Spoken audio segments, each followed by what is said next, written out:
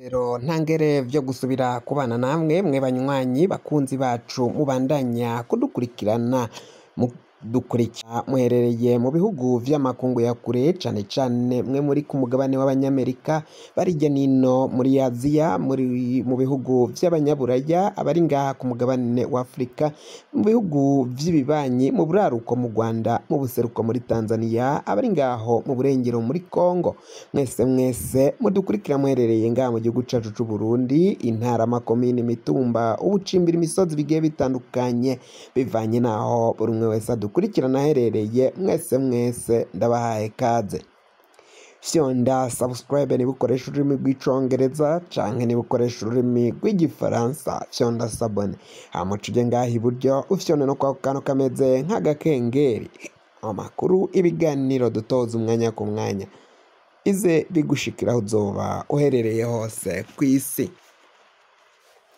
Amakuru ariko aravugwa ngaha mu gihugu cacu Burundi abategetsi b'igihugu batanguye gusubiranamwo Gervas Ndirakobuca umushikiranganji wa mbere ngaha mu gihugu cacu Burundi atanguye gusubiranamwo n'umukuru w'igihugu barimo baratangaza ibihushane ku gitero cy'inyeshamba za Red Tabara.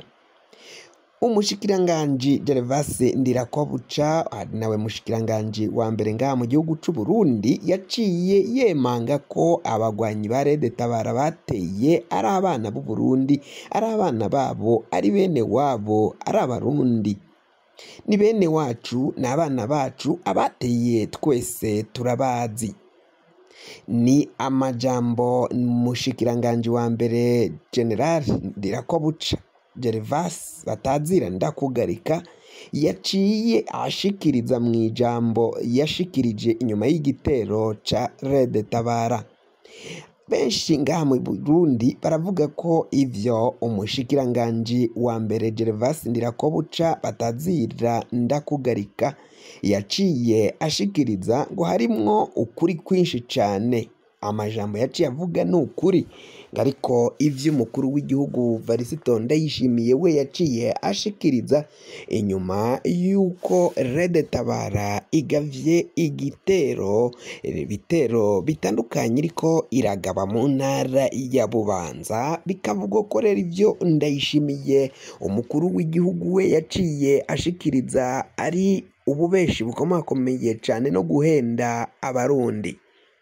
Ndayishimiye ngo aripfuza guhenda abarundi ariko ngo ntarabe ko ariko arasasira indava.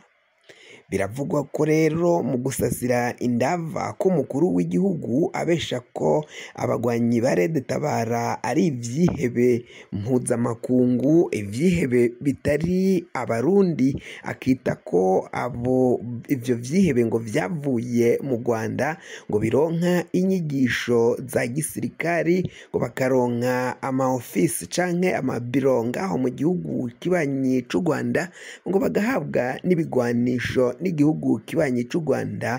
Ivyo vyose Ndayishimiye ari gushaka kunyegeza ukuri kuzwi na benshi. Ndayishimiye ntiyemera ko ngo mu gihugu c'u Burundi hoba harimwo agatotsi mu nzego z'umutekano. Umukuru w'igihugu Varisito ngo ntago araba ko hari ikinyegeje inyuma ibitero Red Tabara iriko iragaba ngaha mu gihugu c'u Burundi aho ngo iri kugaba ibitero itohora igaba. Gervas Ndirakobuca batazira ndakugarika uyu ni General de Police yaciye we yemeza ko mu nzego z'umutekano harimwo abavyishe harimwo agatotsi harimwo abatariko barigenza neza harimwo abagambanyi. Kuri ubu rero hariko haribazwa imvo umukuru w'igihugu biboneka ko ariko arahenda abarundi mu gihe abandi bategetsi bo bavuga ko mu gisoda c'u Burundi mu gipolisi ariho hokabaye hashakirwa imvo Red Tabara iriko iragaba ibitero. uyu Gervasi Ndirakobuca nyine yaciye yemeza ko canke uko yabivuze mu mvugo ifobetse, naho yabivuze bifobetse ariko mugabo biratomoye. Inyishu yiwe iremeza ko hari abasirikari n'abapolisi boba barakoranye n'abo bagwanyi ba Rede Tabara, boba bariko barakorana n'abagwanyi ba Rede Tabara. Gervasi Ndirakobuca yavuze ko abateye barazwi, ni Abarundi, ni abana babo, ni abene wabo, abagwene wabo nibo bavuga ko rero bateye igitero mu Bubanza, muri Bujumbura n'ahandi hirya n'ino.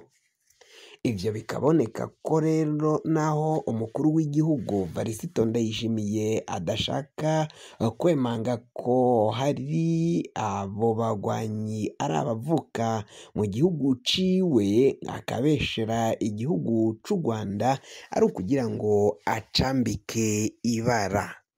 Kucambika ibara rero ngo bikazomuha ukungene ashobora kugabayo igitero, kugaba ibitero ngaho mu buraruko mu Rwanda.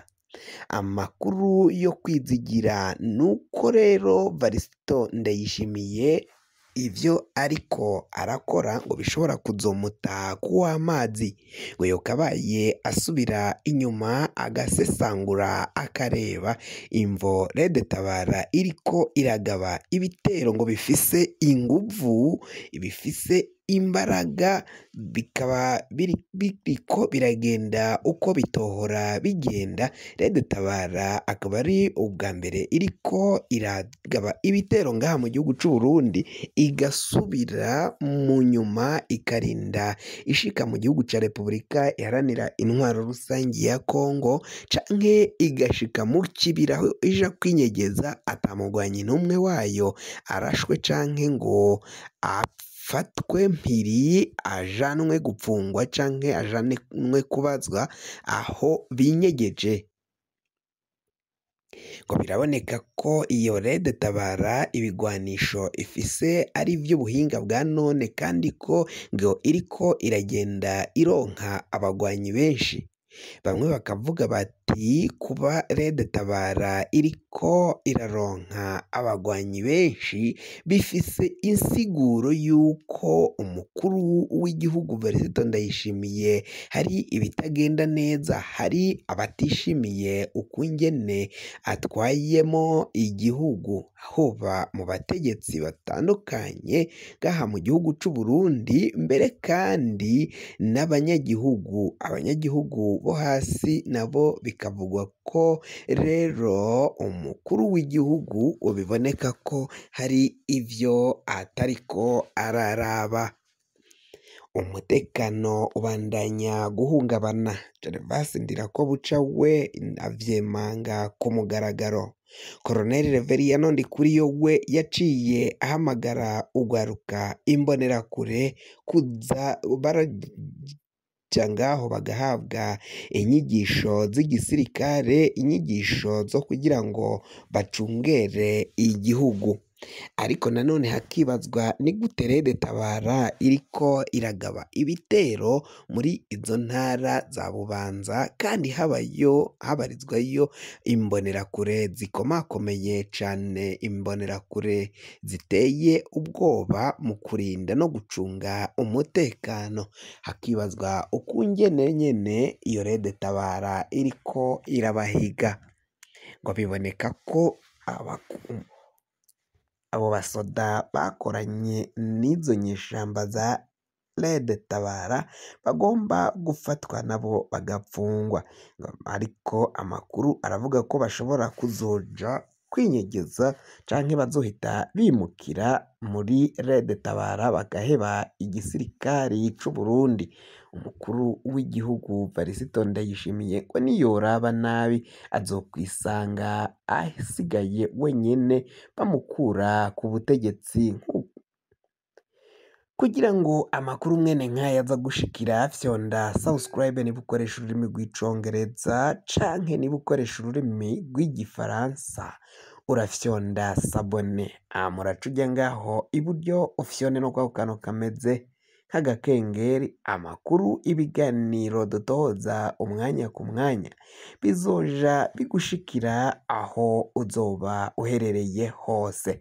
Mwe mwahejeje gufyonda subscribe kandi tukaba tubakengurukira cane muri abo kubahwa.